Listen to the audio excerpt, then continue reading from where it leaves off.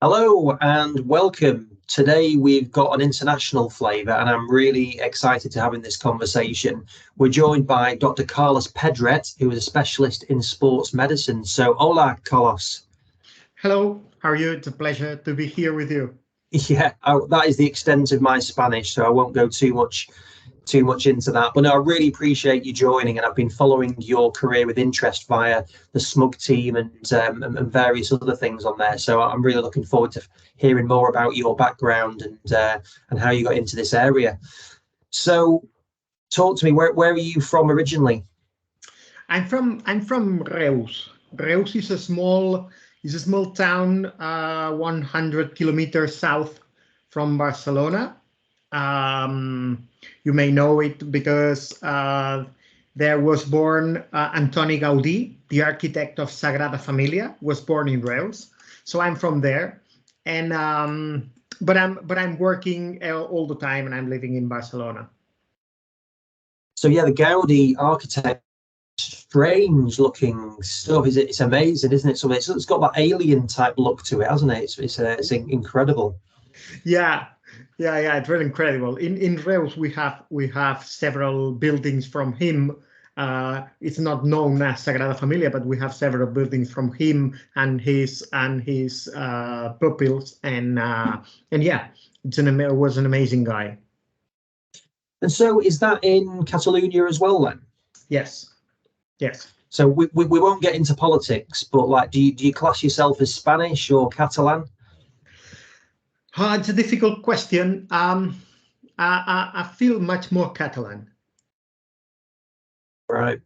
Yeah. We won't go too much into the detail of that because I know there has been some serious stuff going on in terms of that. So growing up where you did there, then what made you? At what point did you start thinking that medicine was going to be the route that you wanted to go down? I had very clear that I wanted to be a doctor, that wanted to study medicine since I was very, very young, almost a child. The surprise and the thing arrived when I started medicine, because I practiced a lot of sports, especially football, and I realized that what I really liked was not medicine, was sports. So when I finished medicine, I started to work as an orthopedic surgeon in a public hospital, and I realized that wasn't for me. So yeah, I've been there for 6 years in a public hospital working as an orthopedic surgeon, but I really didn't like it. So I wanted to find escape to link my medicine studies to sports, and it was a little tough to reach there. So in terms of that then, so why do you think that you did want to do medicine then? Yeah, I wanted to do medicine because I like it initially, but then I find it very, I don't know how to say it. I didn't like the hospital life. It's like living there. So if you work just in a hospital as a normal doctor, you just have to live in the hospital. The hospital is your family. The hospital is everything, and I really didn't want that, because there was no specialty in medicine that I found it too interesting to dedicate my whole complete life to do that.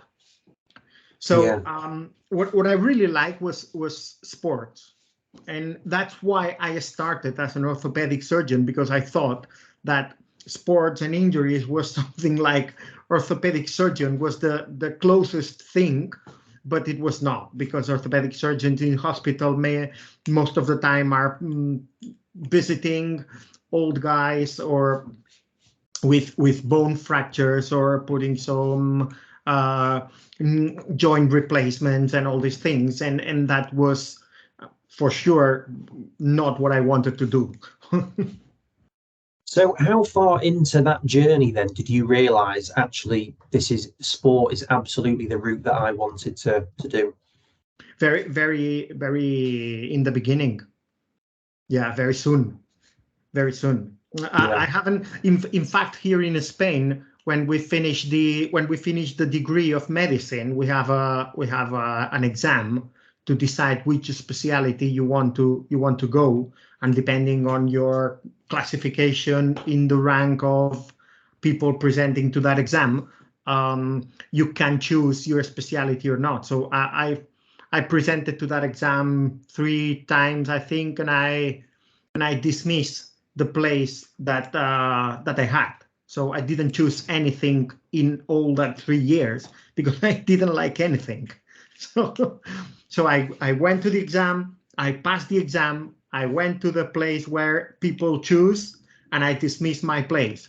So just because waiting for something, and that something came across when I found that there was a specialty which was not a part of the system directly, which was the sports medicine. It was not in the system because it was not a hospital specialty. So you could work, in my case, as an orthopedic surgeon, and in parallel, you can do the specialty in the University of Barcelona, for example. That was the case. Okay, it was in the system for sure. It was a government specialty, so it was the same as an orthopedic surgeon or as an intensive care specialist. But the way of going there was a little bit different, and I definitely go to there to start learning the sports medicine. And so was that a new profession then? Was that a new course that you could do? How long had that course been going? Because it's still relatively new over here. In fact, it was a specialty by then, and then after 5 years, it disappeared. So the government said it was not useful enough for the national health system, and it makes disappearing the specialty. Now we are fighting back to return the specialty to the national health system, but for the moment in Spain right now, it doesn't exist, the specialty. Right, really? Yeah. So when did that get dispelled then? I really don't know. I think I find looking for the specialties, I find that there was the possibility in the University of Barcelona to make that specialty without leaving your work. So you can work and make the specialty, and that was just for a period of 5 or 6 years. Then it disappears again. And now we have no specialty. So we are very few people that have the official specialty of sports medicine in Spain. Right.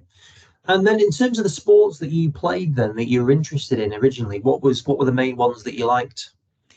Especially football. I played it when I was much younger. and I really like it. I understand the sports. I like all kinds of sports because I think that if you don't understand the sport, the position of the players, how they play, how they can feel the efforts that they have to do and all these things, you cannot be a good professional in sports science. So I like to see sports. I look all the matches to all the teams I assess. So to know the players, to know how they play, to know where the positions, how the tactics are, so to know and to understand every team what's doing to better assess them in an individualized way. So, but my favorite for sure is football. And then do you, like, because you're involved in this, have you had a team that you follow all the time, or do you try and remain neutral now?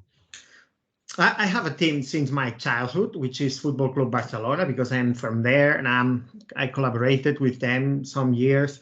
But I'm trying to be very, very neutral with all other teams. Of course, you have some kind of affection with the teams you collaborate with. That's natural. But for sure, I try to remain completely neutral, except that in Football Club Barcelona, because it's from my childhood team. That's very difficult to change.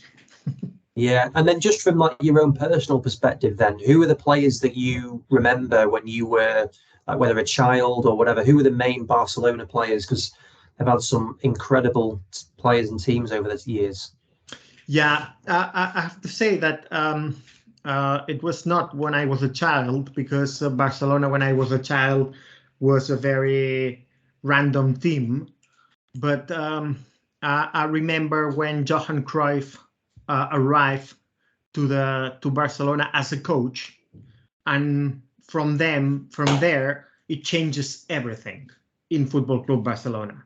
So we passed from a random team in Spain that just gained one league every 10 years to be a winner team, just by philosophy. So I think that it's not about the players. I remember mostly when the philosophy changes completely the club, and that was mainly due to Johan Cruyff. So that was people like Koeman and Stoichkov and that era, wasn't it? Like the 90s when they won the European Cup in, was it 91? 92, yeah. 92, yeah. 92, yeah. That was the period. That was the period. Yeah, no, it's incredible. That's sort of I remember that team growing up and the beating Sampdoria in the final at Wembley. Exactly, with a Koeman goal, free kick. Classic Koeman free kick. Yeah, exactly. So then for you then, so when you were doing your sports medicine, and what were the opportunities at that point? Like, were there many opportunities within sport that you could really see? No, it was really difficult.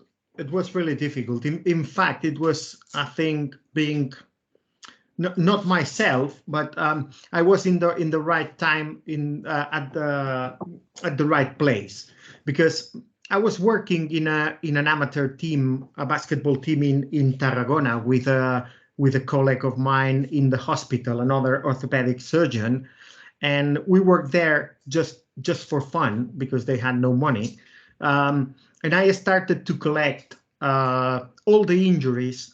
That was around year 2000, I think, something like that.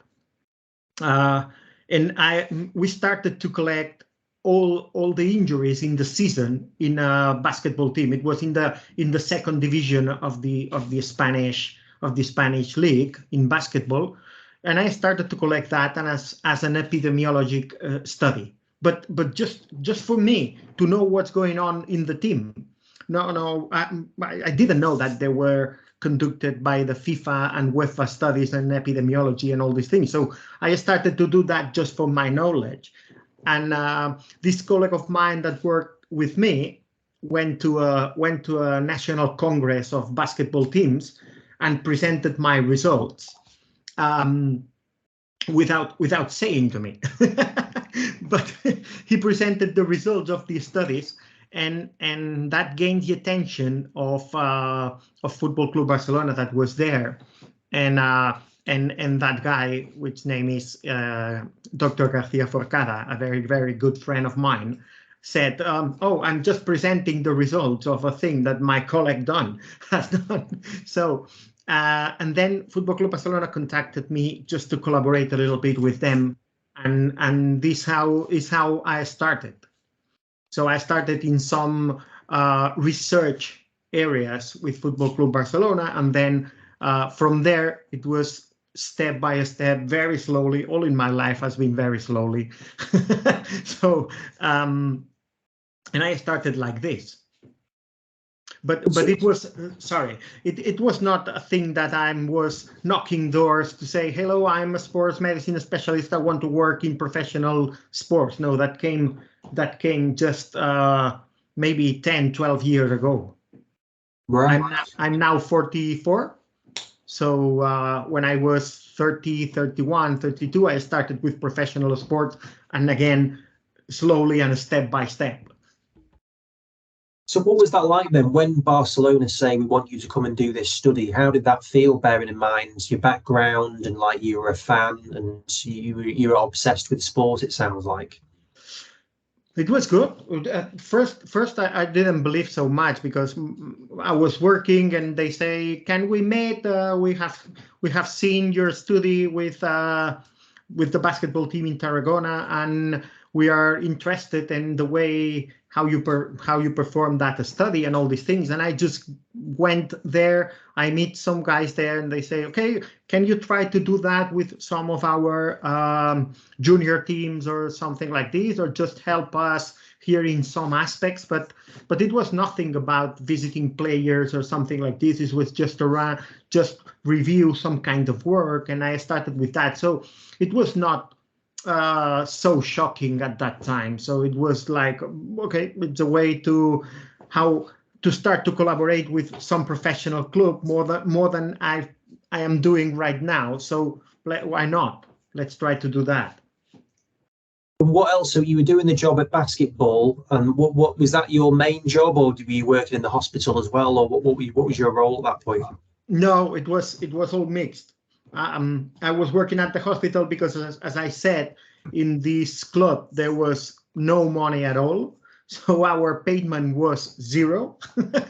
So we do it just for fun, and because we like sports, and at that point it was the only way that I could visit professional sportsmen, because they were professional. They earn money. And they were in the second Spanish division of basketball. So they were professional players, and they were training and they were playing as professional players. So it was a good opportunity for me to start. So for that then, what in your mind then, were you doing it just for the experience is good, or do you think this will actually help me get a job down the road, or like what, or just because you were interested? So like, what was the motivation for you to volunteer your time? The only motivation was because it was the only link to medicine and sports that I had at that time. So it was I was quite young by that time, so not special things, no familiar obligations, nothing like this to do. So I found the opportunity when that colleague of mine said, do you want to help me there with the basketball team? And I said, okay, it's the only option that I can apply between medicine and sports and professional sports. So why not? Let's go. Yeah. And then, so when you got the role at Barcelona, looking at the sort of the study in terms of that research perspective, how long did that last, and what happened when you did that? I think that this one is the first year since then that I don't collaborate with them. So this year I don't collaborate with Football Club Barcelona at all, and this is the first year that I don't do that. Since then, every year I've been collaborating in some way with them. Some years, in the recent years, visiting players or assessing them in some cases of injuries, and the first year just with research team, with research issues and something like this. But this year is the first one I didn't collaborate. I don't collaborate with them. Right. So how did that transition happen between doing the research to more in terms of treatment and assessment and so on? That's a good question. That's a good question. I was, as you could see, I'm quite aware of doing congresses and doing educational speeches and all of that. And I started also with the ultrasound by that time. So I started to make courses around Spain in ultrasound scan and musculoskeletal pathology. And some of the guys coming, they were most of them older than me, and they were friends or doctors from some specific players, football players. And some of them started to send me the players when they struggle with some kind of injuries, just for me to assess them with ultrasound and see if I could see something different of what they say in the clubs or what they could see. And this is how it started. Very, very slowly, just one doctor, one physiotherapist. Can you have a look to that player specifically, because we don't know exactly what's going on there. And from there, one player tells another, and then another, and then another. And very slowly you start building a mesh of players. And when you have with years a big mesh of players, then the clubs prefer to be in contact directly with you and not the players. So then the clubs start calling you, can you help us in some kind of diagnosis things and managing injuries, and then this is the progression. Yeah. So the ultrasound sounds like it was quite pivotal in what you were doing. How did you get involved with diagnostic ultrasound imaging? That's another good question, because I started also a master degree in orthopedic and traumatology in sports, and the first session of the master was ultrasound of muscles. So I paid a huge amount of money for that master, and I was going to Barcelona with my car to the first weekend of formation of that master, and I was thinking, okay, ultrasound, really? Are you kidding me? So I pay that amount of money, and I start with ultrasound in muscles, but then it appears a guy which name is Ramon Valius. It's a huge master in ultrasound scan, and I see the light, and I really saw the light. I said, oh, I really like muscles, I really like tendons, and now I can see what's going on in muscles and tendons with this. So I need to go through that. I didn't know how to get a ultrasound device. I didn't know anything about ultrasound, but I said, okay, I need to go on that, because that's very useful for muscle and tendon for sure. So I started from that.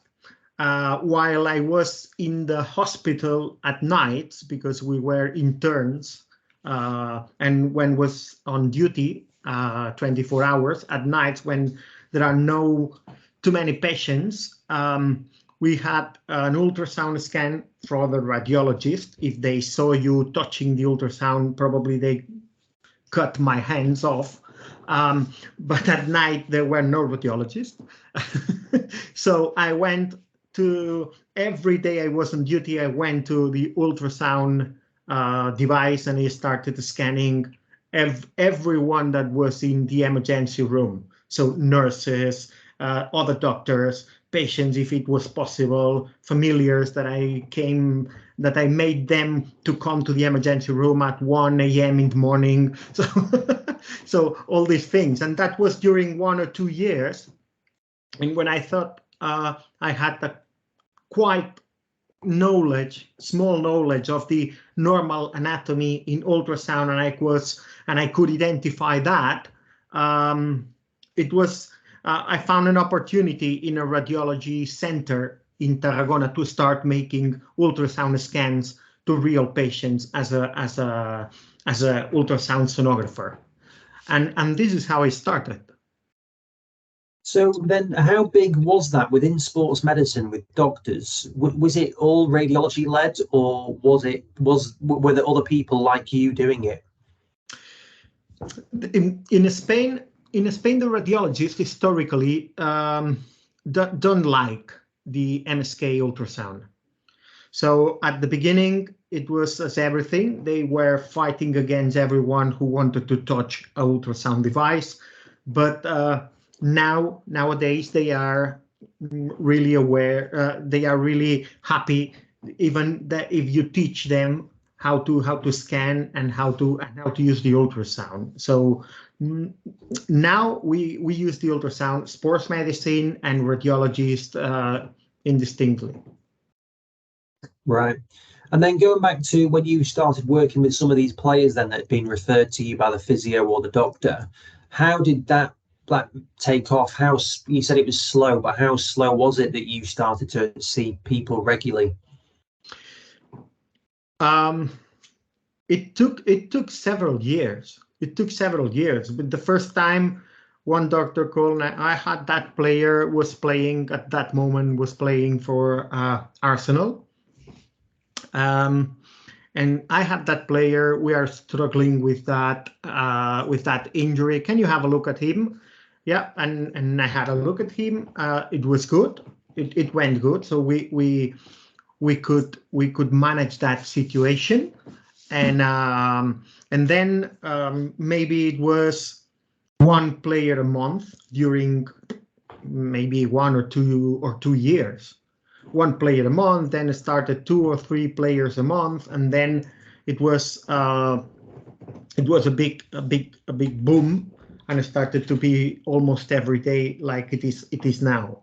So yeah, but at the beginning it was quite slowly, but that didn't bother me so much, because I was working in my normal job. I was publishing articles. I was scanning with ultrasound. I was doing more or less what I like at that moment. So if players came, that was perfect for me. Very happy. If they don't, I continue with my job. So that was it. I had no rush at all in being involved 24/7 with professional athletes themselves, neither with clubs. So I was just keep going with my job, with my educational sessions, with my classes, and all these things, and I lived that just going on as a normal way. And so would they come and see you in a private setting, or would you go to London for the Arsenal player, for example, or how did that work? At that moment or now? Because it's completely different. Then they came to visit me. They came to visit me, and in a clinic where I work, they came to visit me there, and we set an appointment, and that was it.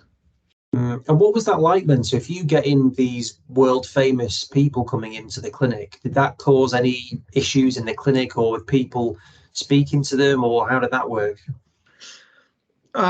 Depend. First of all, I have to say that I'm very cautious, so I'm very discreet in this. So rarely you're going to see me publishing some kind of photo of some kind of maybe you have seen my Twitter. I just have a fixed image with me and Kobe Bryant, but this is because he passed away, and I really had a relation with that guy, and it's more like a tribute than anything else. But I'm very discreet with this. When a player comes to me, we go through the back doors. I pass directly to my office, and probably no one in the clinic knows that a professional football player has come there. So nor my colleagues in the clinic, or the doctors and all the things. So probably most of the times they don't know that I'm just visiting a player in that moment. Yeah. No, I can see that'll make you popular for not showcasing those things. And then, so at what point did it happen where you were seeing maybe 1 or 2 patients per month? At what point did it start to become thinking, actually, this could be a job in itself? I had it quite clear. I have a high self-esteem. Sorry to say that, but it's my opinion. and I was thinking that if they continue coming, finally that they realize that I'm not going to keep the job. I don't want to keep the job to anyone. I just want to help, and I can help them. So I was thinking that it was just a matter of time. So I didn't have any kind of rush, but I was quite sure that was the right direction, and not pressing the players, not pushing teams to come to me, nothing. So I'm just keep working, and when they come, try to help them, try to speak with the club, try to help the club. Everybody needs to be together, because because if not, if the player came from backwards from the club, this is a problem. So we need to manage all the situation, always go face to face, nothing is strange. And I was really sure that players are going to come more and more and more. I had it quite sure. Yeah. And then, so how long did that take then for it to become a real regular thing of however many a day or week or whatever? So I think that I started regularly with players 10 years ago, to say something like this, more or less. Yeah. More or less. And that wasn't just from Barcelona then, that was from just a range of different clubs. Yeah. In fact, from Barcelona, it was the club that less players I visit. So right. I collaborate in a lot of things with them during a lot of time, but the players didn't come from Football Club Barcelona. Yeah. They came from the UK. Right. Okay. And was that like around the Spanish players then? Was that the main link? Yeah. If you remember, by that time, more or less, it was a lot of Spanish players and Spanish physiotherapists and Spanish doctors that came to the UK with teams. And I think that this was a reason, because they know the physios and the doctors know me from here. So they moved there. A lot of Spanish players moved there. Some of them, they were visited by me previously, so they speak one to another, and that's the main issue. Yeah. And then, so were you involved with the national team then? In the England national team? Spain, Spanish. No. Yeah. Just in terms of the individual clubs.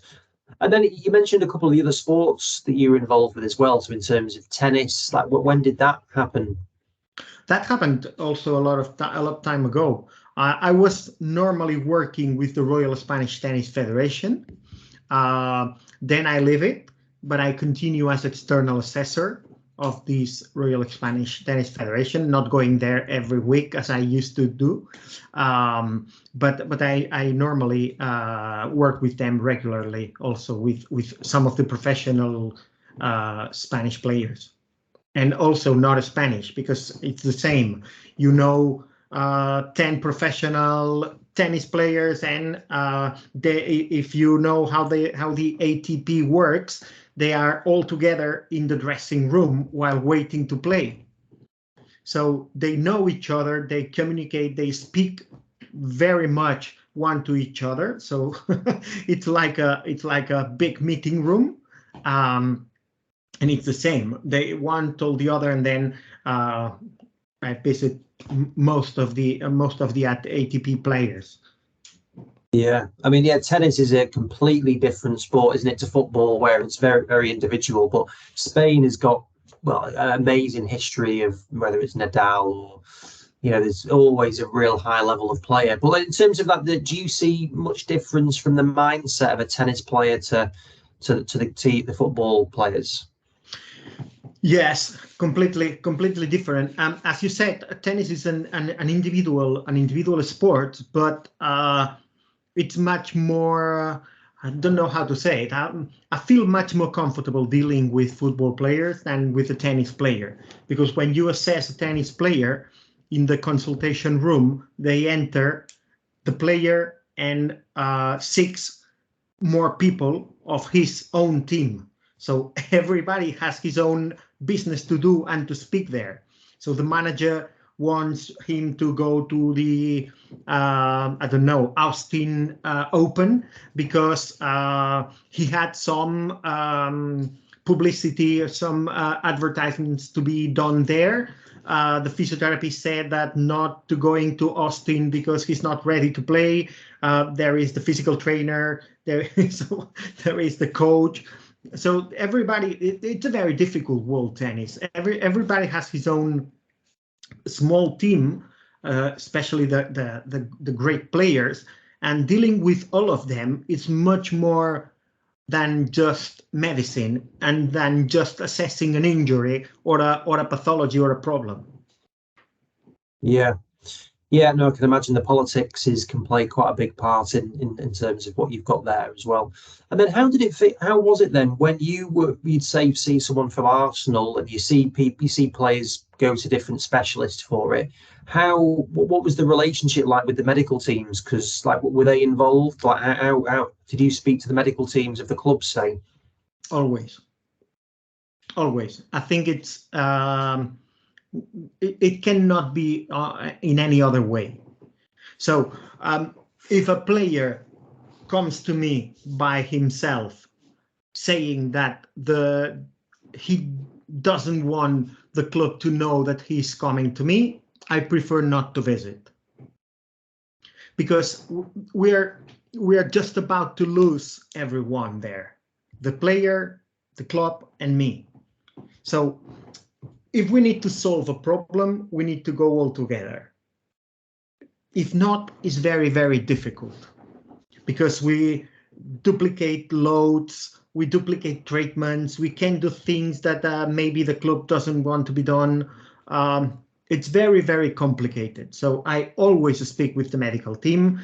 I try to convince the player, okay, let me speak. Let me try to speak with the medical team. And if he says, no, I don't want it, then I prefer not to visit. Yeah. Nowadays, I mean. Yeah. No, absolutely. And did that happen? Did you have to do that sometimes where it was like, no, this isn't right for you? Yeah. Not recently, but in the last 2 or 3 years, I had to do that twice or 3 times. Yeah. To say I cannot visit you because we're going to struggle here. Yeah, and then you mentioned you got involved in basketball as well, and you mentioned Kobe Bryant, obviously that incredible player. But how did that link come? If you remember, he had a lot of problems with the Achilles tendon, and he has a great relation with the city of Barcelona. He really liked it. And there was a physiotherapist that worked in Barcelona and also was linked to the NBA system, and who told him that to pay a visit, to come to Barcelona and have a visit with me, a consultation. And I see him twice, 2 times, I think I visit him, but it was, it was different. That's why I'm not so mythoman, so I don't take photos with players except that kind of players. So and he was different. Yeah, he was really different, and he came to Barcelona just to visit me 2 times. Right. So what was he like then as a person? Because you, again, one of the greatest athletes of all time, let alone basketball.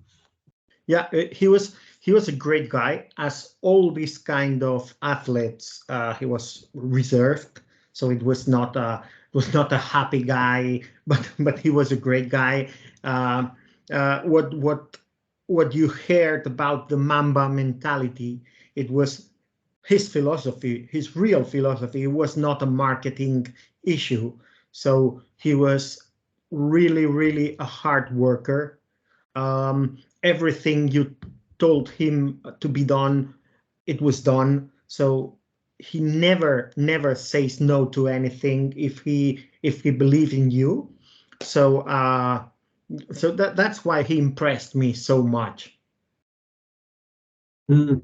And then, so you've got all of these different things going on. Did you have a vision of that you wanted to be involved in football, tennis, basketball? Like, did you have you mentioned before you had the confidence to think it would happen, but did you have a plan of what you wanted your career and life to be like? No, not in fact. I knew for sure that this was in the right direction, but I didn't. I never thought how I would manage that when it arrived.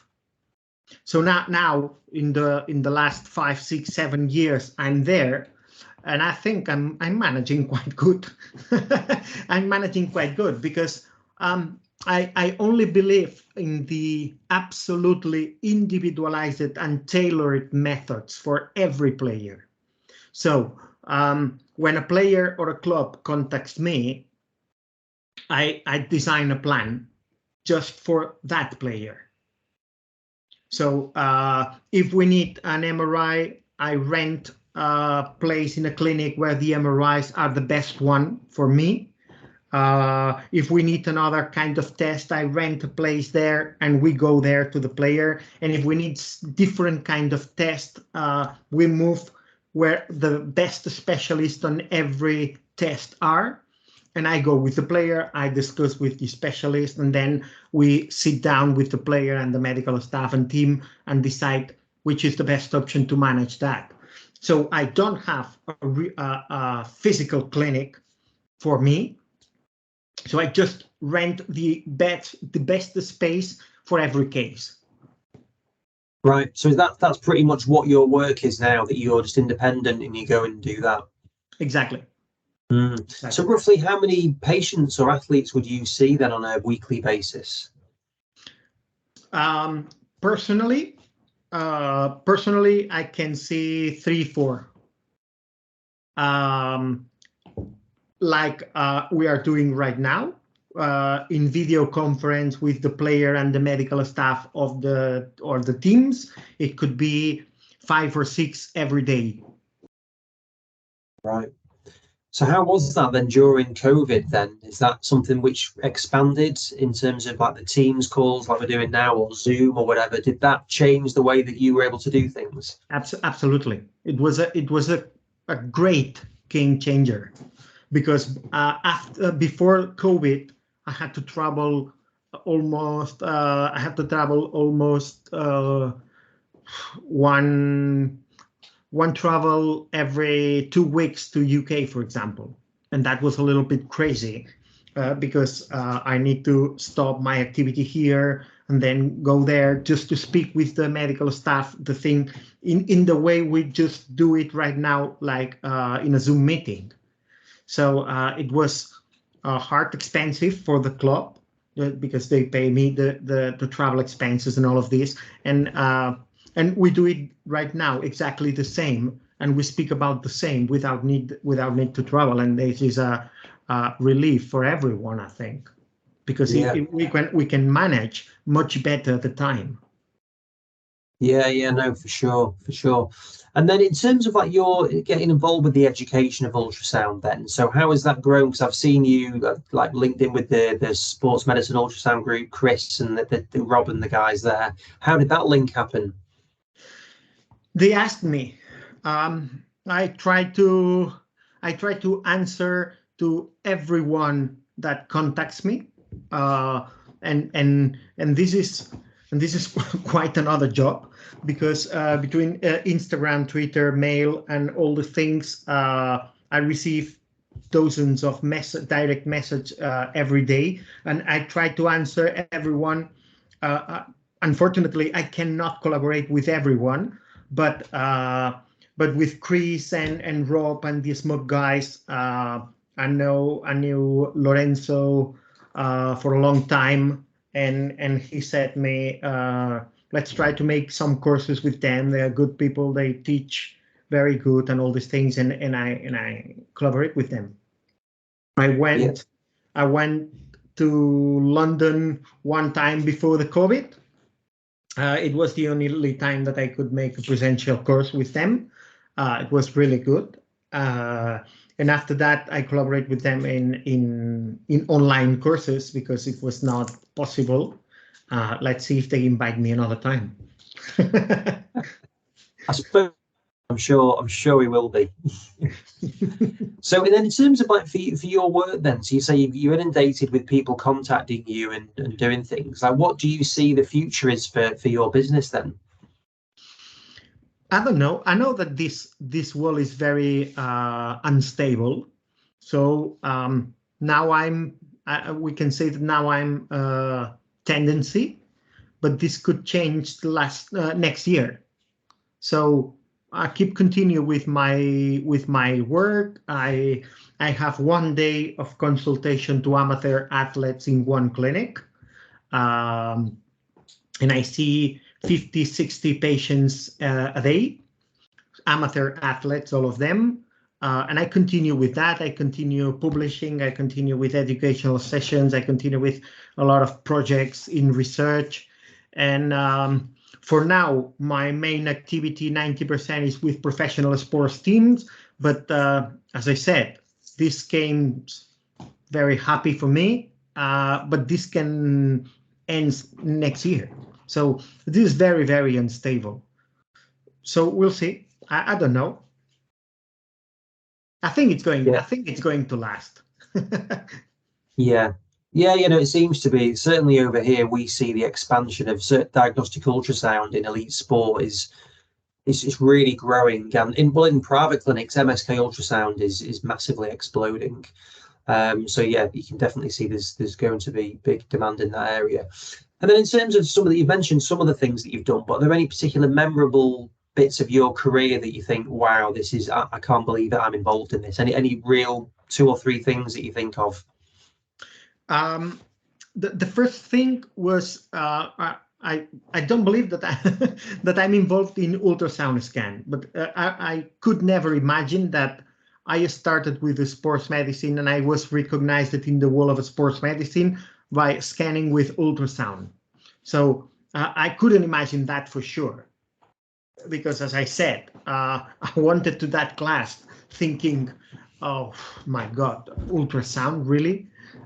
So I couldn't imagine that for sure. That's the first one. And the other one is that I would be involved with a lot of teams in, for me, the best league in the world, which is the Premier League. So follow the Premier League for all my life. So even when it was not easy to see all the matches, now I can start watching matches in the TV at 1 p.m. and I can finish at 10 p.m. So, but 10 years ago that was not possible.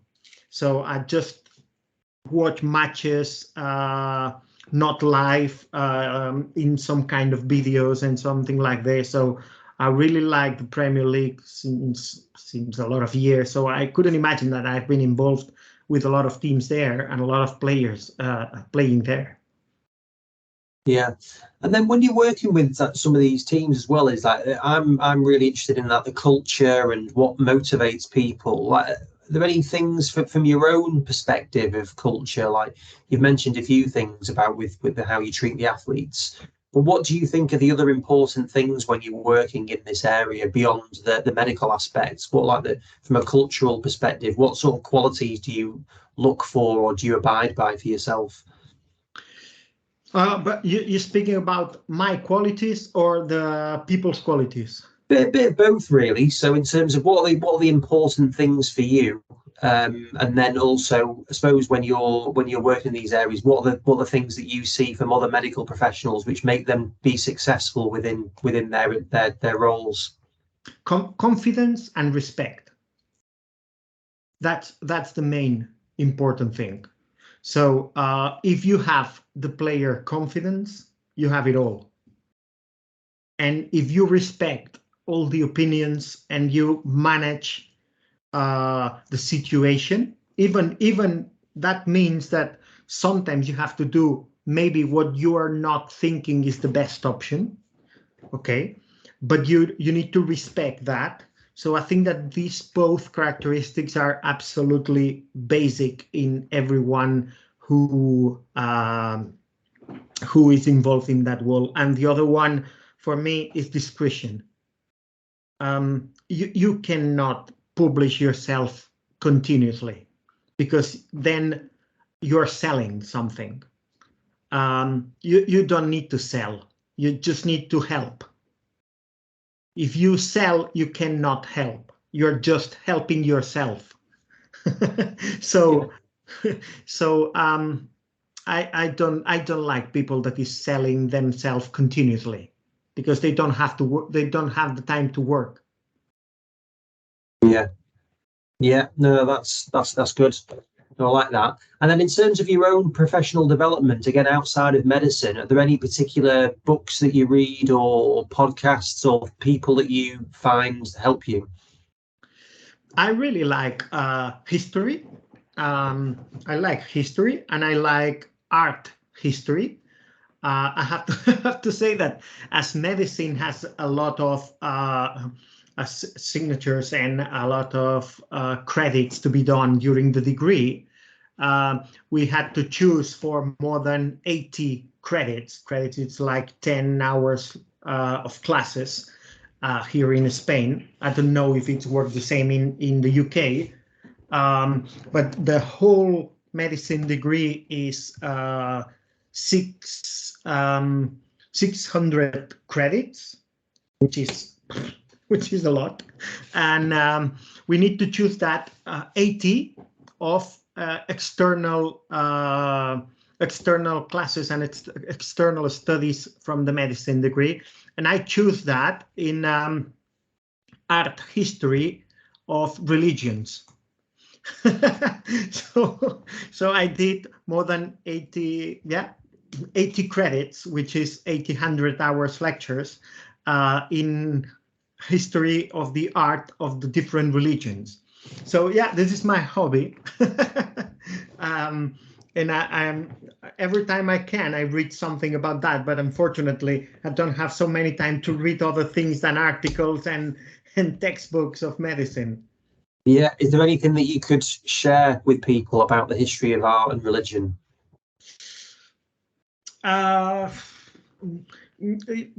If they come to Barcelona, for example, don't go just to Sagrada Familia and Barcelona Cathedral. There is a small cathedral in the Born district, which is Santa Maria del Mar, which for me is the best church I ever seen. And it's very small. It's located in a good place. Just go there and enjoy yourself. So what is that from an architectural standpoint that you think it's the best one? For me?